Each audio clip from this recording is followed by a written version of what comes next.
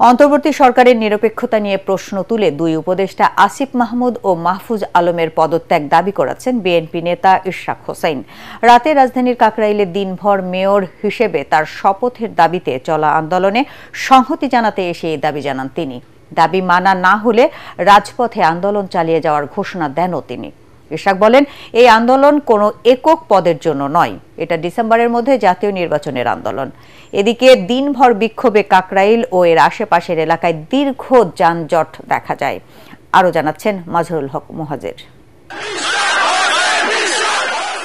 BNP নেতা ইশরাক হোসেনকে ঢাকা দক্ষিণ সিটি কর্পোরেশনের মেয়রের দায়িত্ব বুঝিয়ে দিতে দিনভর চলা আন্দোলনে সন্ধ্যায় সংহতি জানাতে আসেন বিএনপি নেতা ইশরাক হোসেন।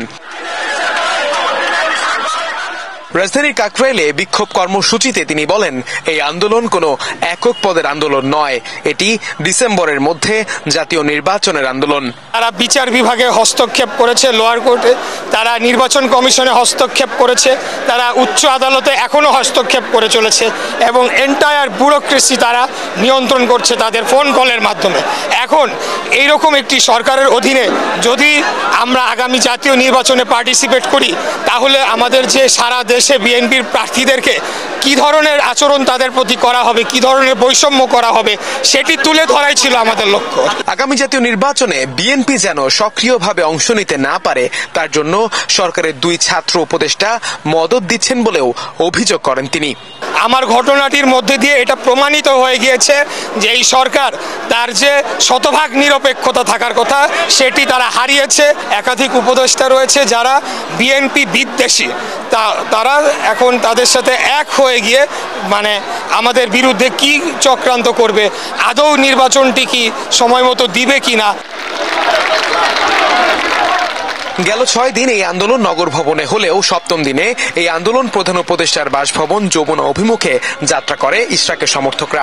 কাকরাইলে পুলিশ তাদের বাধা দেয়, পরে সেখানে অবস্থান নেন তারা। দিনভর চলা এই আন্দোলনে উপদেষ্টা আসিফ মাহমুদের প্রতি ক্ষোভ প্রকাশ করেন বিক্ষোভকারীরা।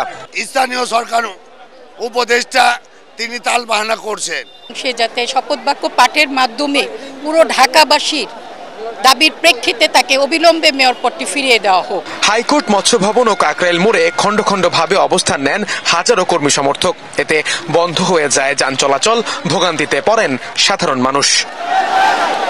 Mazharul Haque Muhajir, ATN Bangla, Dhaka. Monalisa heavy flow 15 piece প্যাকেটের সাথে 8 পিসের একটি প্যাকেট একদম ফ্রি।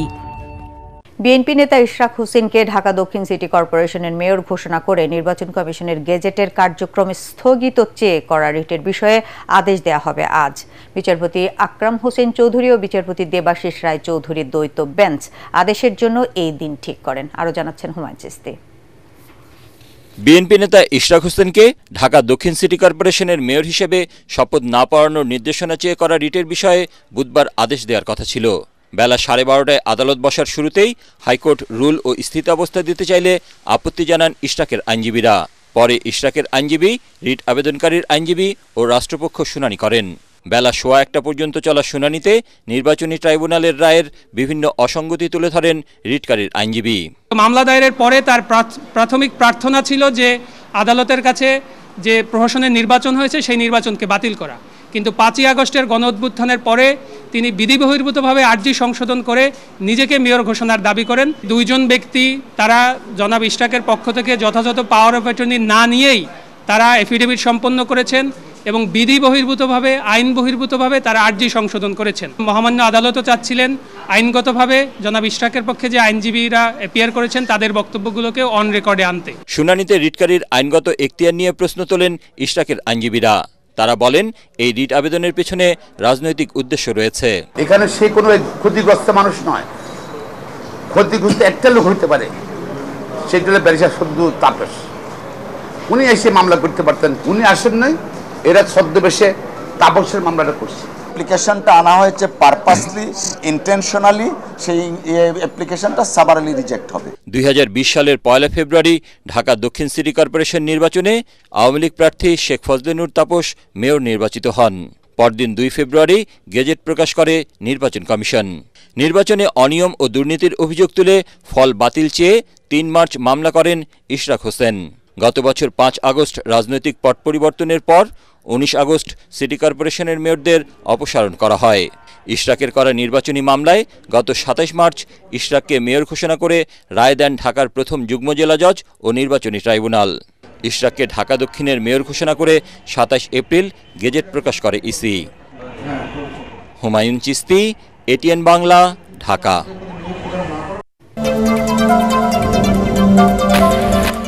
সিইসি সহ অন্য নির্বাচন কমিশনারদের অপসারণ করে ইসি পুনর্গঠনের দাবি জানিয়েছে জাতীয় নাগরিক পার্টি এনসিপি। সংস্কার কমিশনের সুপারিশের আগে ফ্যাসিবাদের কায়দায় গঠিত নির্বাচন কমিশন একটি দলের পক্ষে কাজ করে নিরপেক্ষতা হারিয়েছে বলে অভিযোগ দলটি।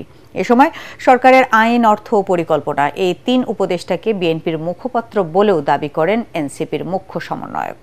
তবে ইসি বলছে আগে স্থানীয় নাকি জাতীয় নির্বাচন হবে সেই সিদ্ধান্ত নেবে সরকার, নির্বাচন কমিশন নয়। মিজান শাহজাহানের রিপোর্ট।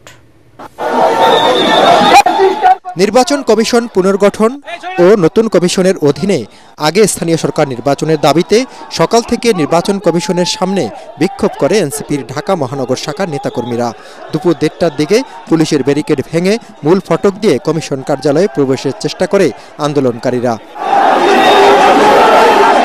পুলিশের বাধার মুখে ভেতরে প্রবেশ করতে না পেরে প্রধান ফটকের সামনে বসে সমাবেশ করে এনসিপি।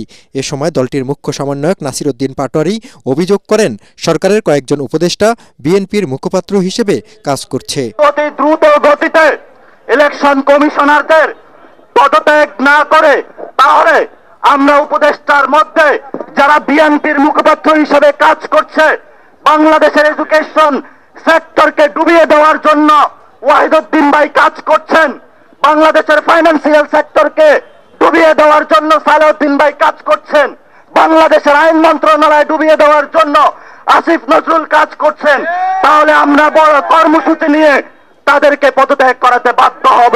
সংস্কার কমিশনের সুপারিশের আগেই ফ্যাসিবাদী কায়দায় ইসি গঠন করারও প্রতিবাদ জানানো হয়। তারা বলেন, ইশরাক হোসেনকে মেয়র ঘোষণা করে ট্রাইব্যুনালে দেয়া রায়ের বিরুদ্ধে আপিল না করে উল্টো গেজেট প্রকাশ করে কমিশন শপথ ভঙ্গের মাধ্যমে সাংবিধানিক পদে থাকার অধিকার হারিয়েছে। স্থানীয় সরকারগুলোকে কলুষিত করতে চায়, এটা বাংলাদেশে বারবারই হয়ে আসছে। বিএনপি মুখে বলে গণতন্ত্র, কিন্তু অন্তরে তাদের ফ্যাসিস্ট মনোভাব।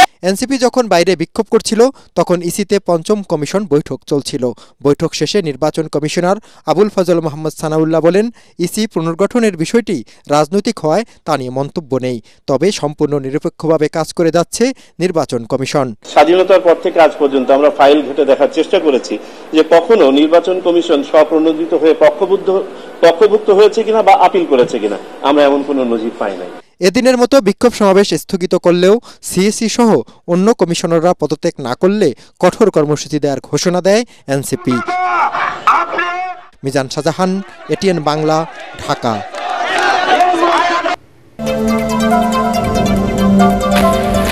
এনসিপির নির্বাচন কমিশন ঘেরাও কর্মসূচির উদ্দেশ্য নিয়ে প্রশ্ন তুলেছেন বিএনপি চেয়ারপারসনের উপদেষ্টা জয়নুল আবেদিন ফারুক। জাতীয় প্রেস ক্লাবে আলোচনা সভায় তিনি দাবি করেন, নির্বাচন কমিশন এখনো আস্থা হারানোর মতো কোনো কাজ করেনি।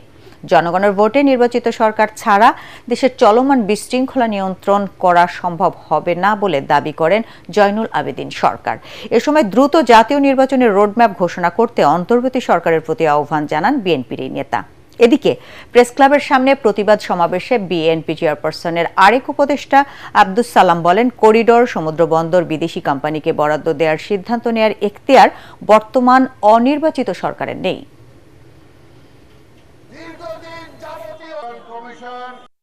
যে নির্বাচন কমিশন ঠিক একটি নির্বাচনের প্রস্তুতি গ্রহণ করছে, যার কোনো সমালোচনা ইতিমধ্যে হয়নি, যাকে নিয়ে কোনো কথা ইতিমধ্যে হয়নি, তাকে নিয়ে আজকে কেন, কি কারণে, কার ইঙ্গিতে, কোন প্রেতাত্মার সহযোগিতায় নির্বাচন কমিশনের সামনে বিক্ষোভ করতে যাচ্ছে? দাবি কি আপনার সংস্কারের আগে আপনাকে নিয়োগ দেওয়া হয়েছে? তাইলে তো আপনারাই ইউনুসকে মানেন না, আপনারাই তো ইউনুসের কথা শোনেন না।